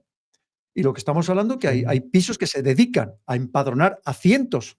Hay quien habla hasta de miles de personas en el mismo piso, y simplemente para empezar a cobrar ayudas en distintas partes de España. Incluso algunos, sabes, que se empadronan aquí y luego se empadronan en Francia y como no están los datos, no están comunicados, pues están cobrando de distintos sitios. Bien, el caso es que también el sistema perverso es que tú a esa persona la mantienes en la ilegalidad varios años, porque incluso aunque alguien le quiera contratar, el proceso es muy lento hasta que esa persona consigue tener un permiso de trabajo para un sector determinado, por toda la burocracia. Entonces, a mí esto me parece que lo que tú dices, al final son personas que casi tú las estás obligando a delinquir, porque son personas que tienen que comer todos los días, que tienen que dormir bajo un techo, que tienen sus necesidades y obviamente si tú no las legalizas, te estás llevándolas al lado de la economía sumergida, las estás casi forzando a delinquir o en el caso de las mujeres, por ejemplo, pues al servicio doméstico, que es más difícil que se las detecte que estén trabajando en un domicilio, o a la prostitución. Con lo cual, es que también el sistema es muy perverso, porque yo entiendo que una vez que tú sabes que hay una persona ilegal dentro de España, una de dos, o la expulsas o inmediatamente la legalizas para que pueda trabajar de una manera legal y tener una vida digna. Pero de esta manera, tenerla una persona 2, 3 o 4 años en un limbo, pues a mí no me parece tampoco muy normal lo que se está haciendo. No sé cómo lo ves tú, Ignacio. Es que al final, es lo que te decía antes, yo lo que percibo es que las instituciones públicas, los gobiernos, promueven mucho el discurso de acoger al inmigrante, de integrarlo en nuestras comunidades, que está muy bien, que me parece muy bien, pero ellos no lo hacen. Las instituciones públicas, en cuanto el inmigrante ya está en nuestro territorio, se olvidan del inmigrante. Y esto es sálvese quien pueda. Entonces, el inmigrante se busca la vida como puede y evidentemente tiene muchos problemas para acceder a un empleo, porque lo que tú comentas, la burocracia para contratar a una persona en esta situación es terrible, porque no hay ayudas en este sentido y porque no es fácil y sobre todo por toda la burocracia que hay. Hay que entender también, que esto sí que creo que es importante aclararlo, porque hay una sensación generalizada, mucha gente se lo pregunta, yo por lo menos sí que es una conversación que escucho muchas veces, ¿por qué España asume muchos más inmigrantes que otros países de Europa? ¿No? Hay inmigrantes sobre todo del norte de África. Parece que España tiene una obligación impuesta por parte de Europa a asumir mucha más población de esta procedencia que otros países de Europa.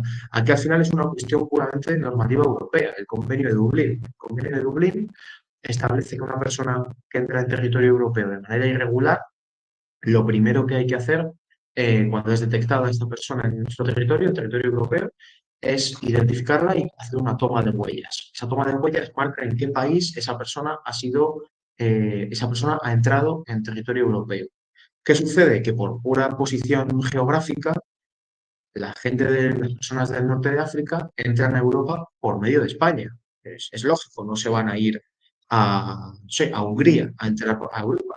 La mayoría de ellos entran por España por pura posición geográfica. También Italia, también Grecia, pero en su mayoría es España. Entonces, en el momento en el que esta persona que ha sido identificada en España, que se le han tomado las huellas en España, el punto de entrada se considera España y cuando esta persona es detectada en Francia o es detectada en Alemania, automáticamente la mandan a España porque es el país que legalmente tiene la obligación de hacerse cargo de la situación y de la burocracia de esta persona. ¿Qué pasa? Que España no lo hace. España acoge a estas personas porque está obligada a ello por medio del convenio de Dublín, pero cuando estas personas llegan a España, las instituciones le meten en un centro de asistencia o de un centro de atención durante unos días y esa persona queda en libertad y queda de manera irregular en nuestro territorio. Y es lo que decía, esto ya es sálvese quien pueda. Aquí ya cada uno se busca la manera como puede, como haríamos cualquiera de nosotros en la misma situación, y eso pues es muy fácil que te lleve a la delincuencia, como es lógico. Entonces, creo que el problema es estructural. Primero, porque por parte de las instituciones, y ya no hablo de España, hablo de la Unión Europea a nivel de conjunto, no atacan el problema de raíz. O sea, ¿por qué hay personas que se ven obligadas a abandonar sus países y a venir a buscar oportunidades a nuestro territorio, al territorio europeo? Pues habrá que atacar esos problemas, porque yo creo que para nadie es plato de buen gusto abandonar tu país, abandonar a tu familia, abandonar a tu entorno, a tu cultura, a tus raíces, para irte a un país que cuando no hables ni el idioma, no conoces a nadie y no te va a apoyar nadie. Creo que para nadie es agradable y no creo que sea algo deseado. Yo creo que la gente que proviene de los países lo que desearían de verdad, y no es algo que diga yo, es algo que ellos mismos reconocen, desearían tener las oportunidades de permanecer en su país y de formar una familia en su país, de formar un proyecto de vida, emprender con un negocio, pues en las mismas condiciones que lo puede hacer alguien, por ejemplo, de España, de Italia o de Francia. Pero no pueden porque nos ataca el problema de raíz. Entonces, claro, cuando viene a nuestro territorio, la delincuencia es la primera vía de escape para sobrevivir.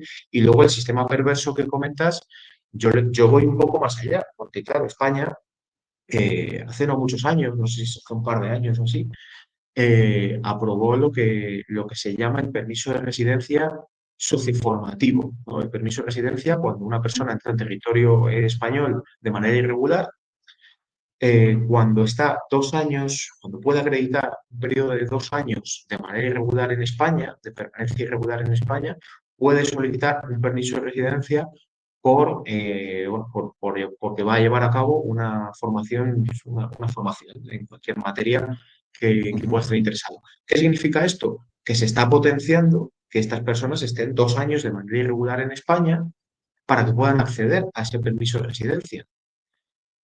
2 años de manera irregular hay que ver cómo te las apañas, porque 2 años claro. son 2 años, ¿no? No es una semana. Entonces, en 2 años tú tienes que Y hay que garantizar que una persona... Sí, dime, perdona, que se cortaba. no, que te decía que hay que comer todos los días durante esos 2 años. Algo Eso de es, algún sitio a tienes eso que voy. sacar el dinero. A eso voy. Entonces, claro, es muy fácil decir, vale, pues las personas que lleven 2 años de manera irregular en nuestro país pueden acceder a este permiso de residencia. Muy bien, me parece perfecto. ¿Qué hacen durante esos 2 años de manera irregular? ¿Cómo comen? ¿Cómo viven? ¿Cómo alimentan a su familia? ¿Dónde duermen? ¿Cómo se refugian del frío? No sé, o sea, creo que es algo puramente humanitario, pero claro, al final las razones humanitarias para los políticos están muy bien sobre el papel, en los discursos de televisión, pero luego a efectos prácticos es que no se dan, no se dan. Entonces tenemos, pues lo que comentábamos al principio, guetos de personas de la misma procedencia que malviven como pueden, o centros de acogida o de asistencia absolutamente saturados porque no dan para más, Claro. porque las instituciones no pueden garantizar un sustento para todas estas personas y desde luego quien tiene que hacerse cargo de estas personas es el Estado, no puede ser el ciudadano de a pie que voluntariamente, como buenamente pueda, ayudar, pues lo hará, pero no se puede poner el peso de esa Y cargar responsabilidad. en el ciudadano. Claro. Fíjate, Ignacio, eso pasa con los menores no acompañados. Claro, mientras son menores están tutelados, pero en el momento que cumple la mayoría de edad, se les suelta y se les abandona. Ya nadie quiere volver a saber nada más de ellos, ¿no? Entonces ni se les ha preparado, ni se les ha dado una formación profesional, ni se les ha dado nada, se les ha sostenido de una manera artificial y cuando llega el momento, pues se les suelta. Tremendo. Mira, si quieres pasamos Es muy triste. sí, el tema de estas controvertidas leyes de igualdad y del sí es sí. Esto ha servido para avanzar. Al final, claramente ha sido un retroceso. Se hizo de una manera fanatizada, insensata, que ha perjudicado a la sociedad y que además se silencia cuando hay una manada, sí se le da mucha publicidad, cuando hay otro tipo de manada violadora, se le silencia completamente. Es decir, también es muy, digamos, muy partidista, demasiado polarizada estas leyes. Sí. ¿Qué es lo que está pasando? ¿Qué es lo que ves tú todos los días también en los juzgados, Ignacio? Y por cierto, ¿hay denuncias falsas o no hay denuncias falsas? Porque ahí, según el gobierno no hay denuncias falsas. Según los abogados, a mí me dice, abogados no, y personal que trabaja en los juzgados me dice que hay muchas denuncias falsas. ¿Qué es lo que vives tú todos los días, Ignacio? Pues mira, vamos por partes. La ley del solo sí es sí. Una ley, yo creo, de las polémicas, por lo menos de los últimos años en nuestro país. Esta ley parte de un caso concreto, un caso que todo el mundo tiene en su memoria, que es el caso de la Manada de Pamplona. Fue un caso muy mediático, un caso al que se le dio mucha publicidad, a bombo y platillo, lo teníamos todos los días en las televisiones, incluso antes de que se celebrara el juicio y, por supuesto, antes de que hubiera una sentencia, ya todo el mundo tenía en su cabeza las caras de todos los miembros de esta banda, ¿no? Este caso, por motivos que cada uno podrá tener en su cabeza por qué, fue un caso muy mediático. Como bien dices, hay otras muchas tantas manadas frecuentemente que no se conocen, que no sabemos quiénes son, que no están sus caras constantemente en televisión. Bueno, pues que cada uno saque sus propias conclusiones. Yo creo que ya a día de hoy nadie tiene, o sea, es algo que todo el mundo es consciente de por qué pasa eso y por qué las líneas de pensamiento de determinados medios de comunicación pues van en una línea y promueven cierta información y desincentivan cierta otra información que el ciudadano tiene derecho a saber, pero que no se la ofrecen. Pero bueno, al final esta ley parte del caso de la Manada. El caso de la Manada al final, lo que generó este cambio legislativo en el Código Penal fue la sentencia. A estos miembros de la Manada se les condenó por abuso sexual. Un abuso sexual, de ahí salió el eslogan famoso que decían en las manifestaciones de no es abuso, es violación, ¿no? Porque entendían, el pueblo, la gente entendía que no se tenía que haber condenado a estas personas por abuso sexual, sino por violación. Esto parte del desconocimiento absoluto, porque el Código Penal, dentro del abuso sexual, ya recogía una circunstancia agravante, que era cuando existía una violación, ¿no? Literalmente en el Código Penal se establece como acceso carnal por vía vaginal o por vía bucal, en fin, lo que es una violación, lo que todo el mundo conoce como una violación. Ujú. Y estas personas fueron condenadas por ese tipo de agravante. Lo que pasa es que, bueno, como no se le había dado el nombre que todo el mundo quería que se le diera en la sentencia, que era el de violación, pues surgió ese eslogan de no es abuso, es violación. ¿Qué pasa? Que anteriormente el Código Penal anterior diferenciaba el abuso sexual de la agresión sexual cuando había violencia o intimidación. Si había violencia o intimidación, se consideraba agresión; si no había violencia o intimidación, se consideraba abuso. A raíz de este caso, se configuró el Código Penal de una manera diferente y el eje de esa diferenciación pasa a ser el consentimiento, que es lo que se llama solo sí es sí, ¿no? Que es lo que comúnmente se denomina solo sí es sí, que es el consentimiento. Se elimina el abuso sexual, ya no existe el delito de abuso sexual, todo es agresión sexual. Entonces se unifican todas las posibles conductas que puedan tener que ver con una vulneración de la libertad sexual de otra persona dentro del tipo de agresión sexual, es decir, un tocamiento superficial es penalmente igual que una violación al uso, Sí. ¿no? Legalmente es lo mismo. Luego entran en juego las circunstancias agravantes y demás. Lógicamente, a efectos de condena no es igual, pero el delito en sí es el mismo. Y tú te pueden condenar por agresión sexual en un caso y en otro. En cualquier caso, el eje pasó a ser el consentimiento y bueno, pues se ha dado un poco la circunstancia de que se ha configurado el Código Penal en base a un caso en concreto muy particular, porque este caso de la manada es el que configuró el Código Penal que tenemos a día de hoy y se ha modificado la ley en base a un caso en concreto. Entonces, para ese caso en concreto está muy bien, pero hay otros muchos escenarios que quedan al margen y que no se regulan. Y entonces, bueno, en esto hay mucho debate jurídico, hay gente que piensa que era mejor el sistema anterior, hay gente que piensa que es mejor el sistema actual. Al final depende mucho del caso en concreto, pero la realidad es que hay una cosa en esta ley que a mí me parece muy perversa, que es que lo que dice el Código Penal actual es que solo se entenderá que existe consentimiento cuando se pueda acreditar mediante actos claros, inequívocos, que hagan entender que existía esa voluntad por las dos partes de mantener relaciones sexuales. ¿Qué sucede? Que se le da la vuelta y es el presunto agresor el que tiene que acreditar esos actos inequívocos, ¿no? Cuando partimos del principio de presunción de inocencia, el, Ujú. el acusado de cualquier delito en España, en nuestro ordenamiento jurídico, parte de una presunción de inocencia y es quien le acusa quien tiene que demostrar que existe delito. En este caso es al revés, es el acusado, el presunto agresor, el que tiene que demostrar que existieron actos inequívocos de consentimiento. ¿Qué se Ujú. consideran actos inequívocos? Pues aquí ya esto es un cajón de desastre. Al final depende mucho del caso en concreto, pero desde luego lo que tiene que constar es una manifestación clara de la voluntad por parte de las dos personas.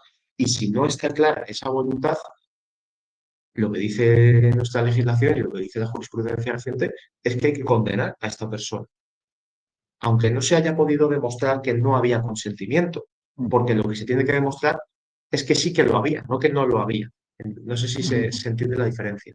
Perfectamente, perfectamente. Entonces, Y al luego final, se parte de una sí. vulneración del principio de Y luego presunción lo de que te inocencia. decía, lo de las listas de la violencia de género, ¿hay denuncias falsas o no hay denuncias falsas? Tú como lo que tú vives, lo que te comentan tus colegas, abogados, ¿las hay o no las hay? Porque ya sabes que esto también, dependiendo de la ideología, muchas veces política, cada uno lo interpreta como quiere, ¿no?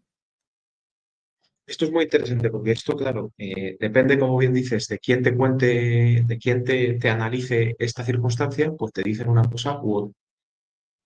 Yo voy a intentar ser lo más objetivo posible Por supuesto, y como luego ya que tenemos que cada ser. uno saque sus propias conclusiones. Eso es. ¿Qué se entiende por denuncia falsa? Para que haya una denuncia falsa, para que una denuncia se contabilice en las estadísticas del Ministerio de Interior como denuncia falsa, tiene que haber un procedimiento judicial mediante el cual a una denunciante se la juzgue por delito de denuncia falsa. En la práctica, ¿qué significa? Imagínate que a mí me denuncia mi pareja por violencia de género, por un delito de violencia de género. Esa denuncia no es real, se lo ha inventado Ujú. porque hay muchos motivos que le empujan a eso, porque se quiere quedar con la custodia del niño, porque quiere quedarse con el uso provisional de la vivienda. Hay muchos motivos que pueden empujar a Ujú. mujeres con malas intenciones a O, denunciar o por falsamente a su celos, o marido. por venganza, o por lo que sea, o por despecho. Exactamente, exactamente. Se inicia un procedimiento penal contra mí por presunto con violencia de género. Lo más normal y lo más habitual es que ese procedimiento termine o bien archivado en la fase de instrucción o bien mediante una sentencia que me absuelve, ¿no? Porque no se consigue demostrar que hay que esos hechos por los que se me ha denunciado son ciertos. Ujú, Esa denuncia que se presentó al principio por parte de mi pareja no se contabiliza como denuncia falsa. Simplemente es un procedimiento en el que no se ha podido demostrar mi culpabilidad. Para que esa denuncia se contabilizara como denuncia falsa, en el momento en el que a mí me absuelve o el procedimiento penal contra mí se archiva, yo tengo que iniciar un procedimiento penal nuevo por delito de denuncia falsa contra mi pareja, en el que se le juzgue a ella, ahora va a juzgar para ver si efectivamente esa denuncia era falsa o no. ¿Qué ujú. sucede en la mayoría de casos? Pues que evidentemente el hombre que ha sido denunciado, que ha pasado por un procedimiento judicial de 4, 5, 6, 8 años, en los cuales en ese periodo se le ha puesto la etiqueta de agresor, finalmente, con el desgaste que eso conlleva a nivel emocional, a nivel familiar, a nivel de relaciones sociales, a nivel económico, incluso a nivel Laboral. laboral. Yo he tenido y tengo clientes que han perdido su empleo por esto, aunque no hayan tenido una condena. Eh, lo último que quiere cuando termina todo eso es iniciar un procedimiento nuevo. Lo que quiere la gente normal y corriente y lo que hace la mayoría de personas es pasar página, me olvido, a esta persona no quiero volver a saber nada de ella en mi vida, pero lo último que quiero es encima iniciar un procedimiento nuevo que nuevamente implica, aparte de desgaste emocional y psicológico, desgaste económico, evidente. Entonces, por eso las denuncias falsas son en el registro oficial de condenas por denuncia falsa, es residual, porque ningún hombre inicia luego un procedimiento en este sentido, porque no tiene el ánimo para ello. Algunos sí que lo inician, pero es muy residual. Y luego, aparte, es muy difícil demostrar que esa denuncia era falsa, porque claro, la realidad es que esa mujer puede decirnos que yo no me inventé los hechos, simplemente no se han podido demostrar. Pero que no se hayan podido demostrar no significa que yo me los haya inventado. Y hasta cierto punto es cierto, si no se han podido demostrar, no significa que te los has inventado, o sea, que tiene razón, ese razonamiento es correcto. Con lo cual, solo los casos muy evidentes en los que es evidente de primera mano, de primera vista, que hay una invención de los hechos, que se ha inventado por completo las circunstancias de la denuncia y que encima Ujú. el hombre ha iniciado ese procedimiento posterior para denunciarlo, son los que terminan con una condena por denuncia falsa, con una condena a la mujer por denuncia falsa. Es residual por eso, pero la realidad y lo que yo veo en el día a día, y sobre todo es que yo dentro del derecho penal, que es uno de las ramas que me dedico con mayor frecuencia, delitos de violencia de género, es que lo veo a menudo. Por supuesto que hay denuncias falsas, aunque luego no se contabilicen en los registros oficiales, pero hay Ujú. muchas mujeres, yo no diría que sean mayoría, no digo que la mayoría lo hagan así, pero desde luego lo que se ve en los juzgados, lo que llega al procedimiento penal, es que muchas de esas denuncias, en cuanto las analizas un poco, ves el contexto, ves las pruebas, ves las contradicciones, te das cuenta de que esa denuncia está cargada de mentiras, cargada de medias verdades, y luego ves el trasfondo, tener la custodia, quedarte con el uso de la vivienda, conseguir un subsidio, una ayuda por parte del Estado, o lo que apuntabas tú al principio, simplemente por celos, por despecho, por venganza, por múltiples motivos. Entonces, Ujú. es lo que al final todo se resume desde que hemos empezado la conversación, un poco en lo mismo. Una cosa es lo que dicen los datos oficiales o lo que dice la legislación y otra cosa es la realidad que se vive día a día en el ámbito judicial y la realidad es que efectivamente hay muchos, muchos casos que se ve claramente que esa denuncia es falsa. Lo que pasa es que luego no se contabiliza porque no se inicia el procedimiento para que a esa persona se la juzgue por la denuncia falsa. Sí, sí, casos, por ejemplo, de un hombre que ha rehecho su vida con otra mujer y años más tarde le denuncia la que había sido su pareja porque decía que hace años que a lo mejor tenían relaciones forzadas porque ella no quería y él lo obligaba. Es decir, cosas tremendas. Mira, Y esas denuncias, en la mayoría de casos, porcentaje amplísimo, terminan o bien archivadas o bien con una sentencia absolutoria. O sea, esas denuncias, al final, para que la gente lo entienda, caen en saco roto, no valen para nada a efectos de criminalidad, jurídicos. pero sirven para generar en el denunciado una sensación de angustia, un estigma, una sensación de que, bueno, pues eso, de que te pasa un procedimiento judicial, a lo mejor que puede durar 5 años, en los cuales tú estás siendo acusado de un delito de violencia de género, con el estigma que eso genera, con lo que te puede afectar a nivel emocional. Al final, el perjuicio no es tanto a nivel legal, porque no te va a suponer antecedentes penales, porque finalmente vas a terminar libre, Ujú. una sentencia absolutoria, pero se te crea una sensación Social. de estigma social y a nivel emocional incluso, que eso creo que es todavía incluso más grave que un antecedente penal. O sea, el estigma que se genera es enorme y ya te Absolutamente. digo, clientes míos que han perdido su empleo porque, bueno, porque claro, por ejemplo, cuando a ti te denuncia una persona por este tipo de delitos, si a ti te denuncia tu pareja, tu mujer, por delito de violencia de género, a ti te llevan detenido. A ti te llevan detenido y te pasas una noche en el calabozo, al día siguiente declaración o juicio rápido. En el trabajo se enteran, porque si tú no acudes a tu puesto de trabajo, te van a pedir explicaciones, como es lógico. ¿Qué les dices? No, es que me ha denunciado mi mujer por violencia de género. Habrá jefes que lo entiendan y que entiendan la situación, pero habrá empresas que digan, mira, yo estos rollos no los quiero, lo siento mucho, pero aquí no vuelvas. Y si quieres impugnas el Exacto. despido, haz lo que quieras, pero aquí no Sabemos cómo está vuelvas. el tema. Y de hecho, a mí me han comentado muchas policías que esas denuncias suelen producirse los viernes para que la persona Mm. detenida pase todo el fin de semana. En fin, el mira, Sí. por supuesto, que vamos a dejar bien claro, Ignacio, que esto que hemos comentado no significa que no apoyemos absolutamente a todas las mujeres que efectivamente sean maltratadas, eso que quede perfectamente claro. Estamos hablando de otro tema. Mira, Precisamente, si te parece, precisamente por eso dime. es importante hablar de ello, para defender a esas auténticas víctimas, Efectivamente, a porque las son que las de verdad principales perjudicadas de todo esto, las principales correcto, perjudicadas de que exista toda esta arquitectura en contra bueno, no en contra, sino simplemente para perjudicar a ciertas personas por despecho, por celos o por motivos ajenos a un delito penal, pues al final quien paga realmente las consecuencias son las auténticas víctimas que muchas veces no se las cree, se las cuestiona eso es. o, sí, o simplemente entran dentro del saco de mujeres que denuncian por despecho o por celos. Y eso precisamente por eso es importante hablar de esto y creo Correcto. que precisamente lo que estamos haciendo es lo que más puede favorecer a estas personas. Absolutamente, Ignacio. Mira, si quieres ya para ir terminando, tú también me comentabas que estás muy preocupado, que te inquieta este exceso de normativa, que muchas veces lo que tú dices hay que ser un héroe para emprender, porque dice que te ayudan y luego son más zancadillas que otra cosa. Y si te dan por un lado, luego te lo quitan por el otro, ¿no? Entonces, ¿qué está Sí. pasando con estas normativas que además, y con estas sanciones muchas veces tan sumamente absurdas? Que dices, pero vamos a ver, que es que poco menos que encima de que te obligan al ciudadano a ser tú el actor que te están obligando, a ser casi un recaudador de impuestos, a trabajar para el gobierno y encima no te equivoques porque encima unas sanciones impresionantes. O, por ejemplo, todo el tema de la ley esta de protección de datos, que resulta que si es la administración la que filtra voluntaria o involuntariamente los datos, no pasa nada. Para que a ti no se te ocurra, porque vamos, vienen y te destrozan, ¿no?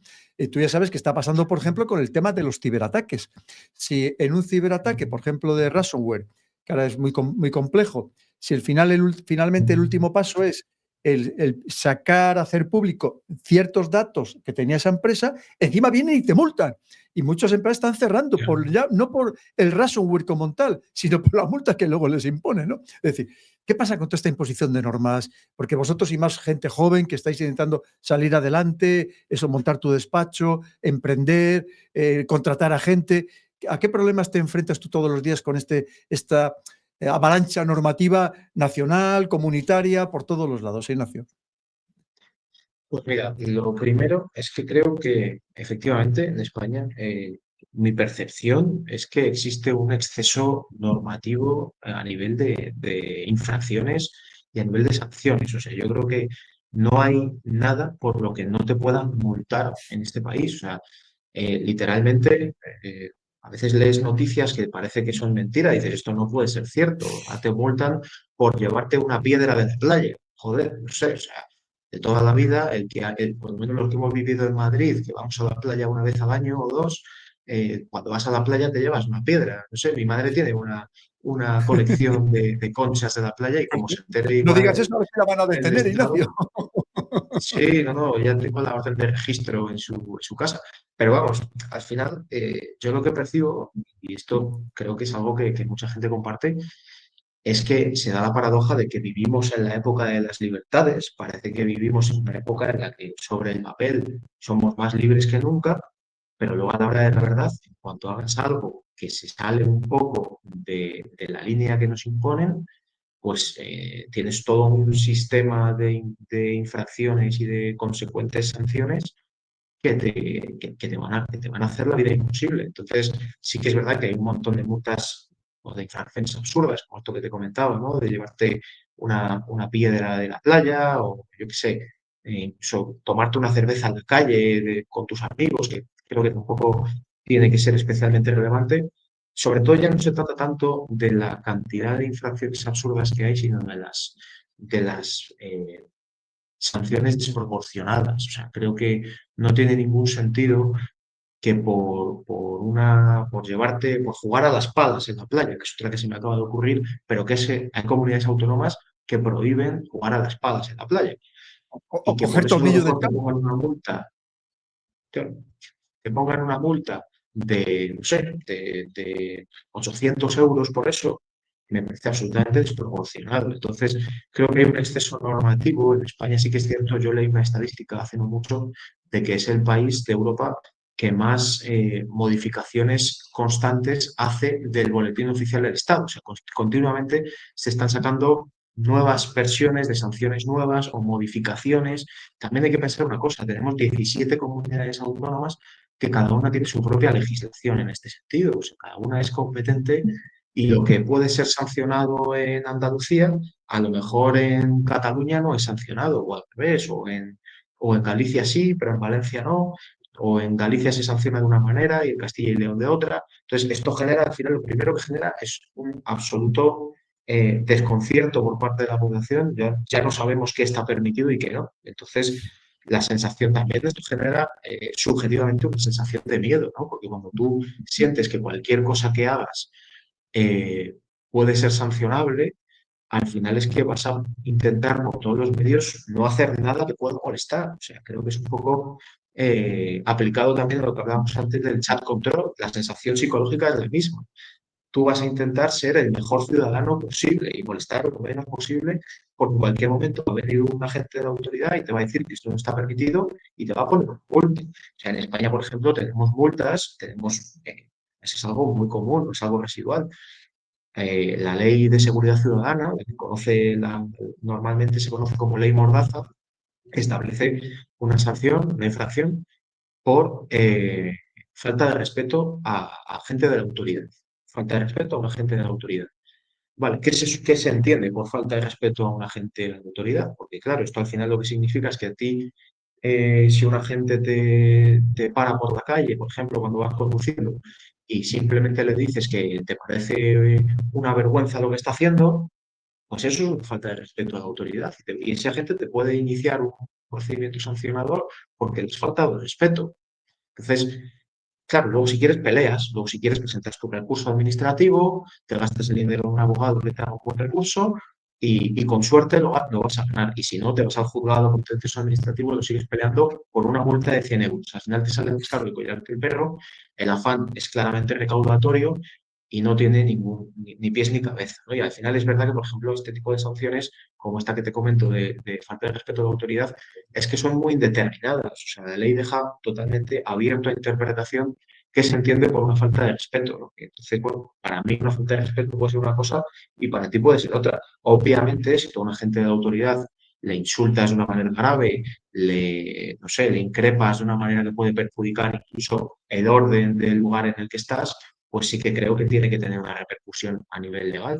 Pero si a ti una gente te para, imagínate, en medio de unas fiestas del pueblo, es que está todo el mundo bebiendo alcohol, y te para a ti y por tomarte una cerveza te pone una multa y simplemente le dices que esto, te lo digo porque es un caso que yo he visto y que yo he conocido a quien sufrió esto, en unas fiestas del pueblo, todo el mundo borracho, todo el mundo bebiendo copas, como son las fiestas del pueblo, y de repente a una persona que se está tomando una cerveza sentada en un palco hablando por teléfono, llega el policía local de turno y le pone una multa por consumir alcohol en la calle. Y si encima le dices que es una vergüenza lo que está haciendo y que no tiene sentido, pues te cae otra multa por falta de respeto a la autoridad. Ya tienes dos multas, ya el 2 por 1. Entonces, llegas a este tipo de situaciones totalmente absurdas y luego, en este sentido, el sistema sancionador, en mi opinión, es absolutamente perverso en el punto en el que a ti, cuando te inician un procedimiento sancionador, se da la circunstancia de que si tú renuncias a tu derecho a recurrir esa sanción, el Estado te beneficia con una reducción del 50% de esa sanción. Entonces es una extorsión en toda regla. ¿Cómo que si yo renuncio a mi derecho a recurrir, me vas a rebajar la sanción? Entonces, ¿dónde está el derecho de defensa? ¿Dónde está la tutela judicial efectiva? No sé, literalmente me parece una extorsión. Si tú te callas, aceptas la multa, aunque sea injusta, aunque no estés de acuerdo, te beneficiamos con una reducción del importe. ¿Qué pasa? Con pequeñas sanciones de 100, 500, 1000 euros incluso, mucha gente acepta el pronto pago que se llama, no reclama y ya está, porque Claro, al final si no te sale más caro el collar que el perro. totalmente. Y Pues Ignacio, ha luego, sido pues a nivel... interesantísimo todo lo que hemos comentado. Me gustaría que si en algún momento, por ejemplo, hay algo muy mediático de temas legales, pues por Sí, favor me lo dices, oye Pedro, mira, podríamos hablar de este tema que yo lo conozco muy bien porque estoy en el juzgado y son temas que yo llevo, o este caso conozco al abogado que lo está llevando, al compañero, y tengo mucha información, pues cuando tú quieras ya sabes que puedes venir aquí, que me ha parecido súper instructivo desde el punto de vista, además, de un abogado que está en ejercicio y de una persona joven, que también hay que siempre conocer todas las perspectivas para entender perfectamente el conjunto de la sociedad. Pues muchísimas gracias, Ignacio. seguro que Un sí. abrazo y estamos en contacto. Gracias a ti, Pedro, y pues nada, seguimos en contacto. Por supuesto, cuenta conmigo para todo lo que necesites y seguro que sí, surgen cosas interesantes que comentar. Al final, la abogacía, lo bueno que tiene es que nunca te aburres, siempre salen cosas interesantes, es muy dinámico y seguro que hay cosas que podemos comentar que yo creo que a la gente le va a Correcto. resultar muy interesante. Así que nada, muchísimas gracias a ti, Pedro. Pues muchas gracias. Un abrazo, Ignacio. Un abrazo.